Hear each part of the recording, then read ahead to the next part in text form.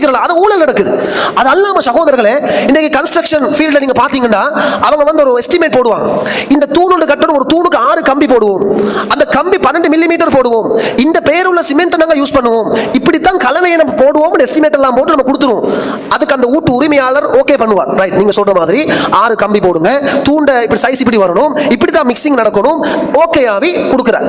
கொடுத்ததுக்கு பிறகு இந்த வேலை செய்யற இடத்துல பார்க்கிறார், 6க்கு பதில் 5 போட்டுடலாம், ஒரு கம்பி குறைஞ்ச ஒன்றும் நடக்காது, ஒரு கம்பி அங்கல குறைக்கிறது. 12 மில்லிமீட்டர் போடுற கம்பிக்கு பதிலாக ஒரு 2 மில்லிமீட்டர் குறைச்சி 10 மில்லிமீட்டர் போடுறது.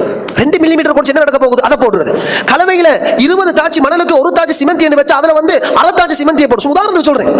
இப்படி ஒன்றை நாங்கள் வாக்களித்து விட்டு அவருக்கு தெரியாத ஒன்றை உள்ளுக்குள்ள ஒரு கம்பியை குறைக்கிறது, மில்லிமீட்டர் குறைக்கிறது, ஆரஞ்சு பிராண்ட் வந்து சுவிட்ச் நாங்க போடுறோம்னு சொல்லி போட்டு பெட்டால போய் ஃபர்ஸ்ட் ரோஸ்ட்ல போய் ஆகவே நார்மல் பிராண்ட் சுவிட்ச் கொண்டு வந்து போடுறது. இப்படி நடக்குமாக இருந்தால் அவருக்கு தெரியும்.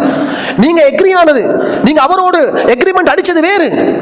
ஆனா நீங்க ஒரு கம்பியை மிச்சம் பிடிச்சி 2 மில்லிமீட்டர் குறைச்சி ஒரு சுவிட்ச் பிராண்ட் பேரை மாத்தி அதை நீங்க செஞ்சு கொடுத்து எக்ஸ்ட்ரா ஒரு 5000 உங்களோட சேப்புக்கு வருதா, எக்ஸ்ட்ரா ஒரு 10,000 ரூபாய் நீங்க கூடுதலாக சம்பாதிக்கிறீங்க. சுத்தமான ஹராம்.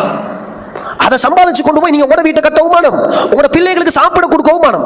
கொடுத்தீங்க, அந்த ஹராத்தை நீங்களும் சம்பாதிக்கிறீங்க, உங்களோட பிள்ளைகளுக்கும் பலவந்தமாக கொடுக்குறீங்க. சகோதரர்கள், அல்லாஹ் நிச்சயமாக விசாரிப்பான். அநியாயமாக பருகின்ற எந்த காசும் நிலைத்திருக்காது. இது இன்னைக்கு சமூகத்தில் நடந்து கொடுக்கக்கூடிய விஷயம். அதே மாதிரி இன்னைக்கு ஹோட்டல்ல வந்து கொத்து போட்டு ஒரு ஆள் இருப்பார், ரைஸ் போட்டு ஒரு ஆள் இருப்பார். எல்லாத்தையும் சொல்ற நடக்கிற மோசடிகள் ஒரு வடிவத்தை சொல்றேன். ஒரு கொத்து எவ்வளவு கேட்டா 1000 ரூபாய் வாங்க, ஒரு ரைஸ் எவ்வளவு 1000 ரூபாய் பில்ல கட்டுறோம். கேஷியர்ல போய் 1000 ரூபாய் கொடுத்து ஒரு ரைஸுக்குரிய பில்ல வாங்குறோம், ஒரு கொத்துக்குரிய பில்ல வாங்குறோம். வந்துட்டு கொத்து போடுற ஆள் இருக்குது இல்லையா, இந்த ரைஸ் போடுற ஆள் இருக்குது இல்லையா, அவர்கிட்ட சொல்றோம் ஒரு 100 ரூபாய் கையில கொடுத்து, மச்சான் கொஞ்சம் மரக்கறியை கொஞ்சம் கூடுதலா போட்டு அடி மச்சான் அப்படின்னு. 2 கோழி துண்டு எக்ஸ்ட்ரா போட்டு அவனுக்கு பிரச்சனை இல்லை, அவனுக்கு கிடைக்கிற மாதிரி கூலி கிடைக்க போகுது பஸ் கிட்ட இருந்து. நாங்க 1000 ரூபாய் பெறுமதியான கொத்தை அல்லது ரைஸை வாங்குவதற்காக கேஷியர்ல போய் பில்லும் வாங்கிட்டோம். அவர் ஒரு ரேஷியோன்னு வச்சிருப்பார். ஒரு 1000 ரூபாய் பெறுமதியான இந்த உணவுக்கு இத்தனை பீஸ் சிக்கன் போடணும், இந்த அளவு மரக்கறி போடணும், இத்தனை கப் ரைஸ் யூஸ் பண்ணணும். அது அவர்கிட்ட ஒரு ரேஷியோ வச்சிருப்பார். அதுக்கு எந்த விலை அவர் சொல்றார். நாங்க விலையை கட்டி போட்டு இங்க வேலை செய்யற அந்த குக்கு கிட்ட போய், அந்த கொத்து பாஸ் கிட்ட போய், ரைஸ் போடுறவர்கிட்ட போய் கையில 100 ரூபாய் பத்துறோம், கொஞ்சம் எக்ஸ்ட்ரா மரக்கறியை போட்டு அடிச்சுட்டாங்க.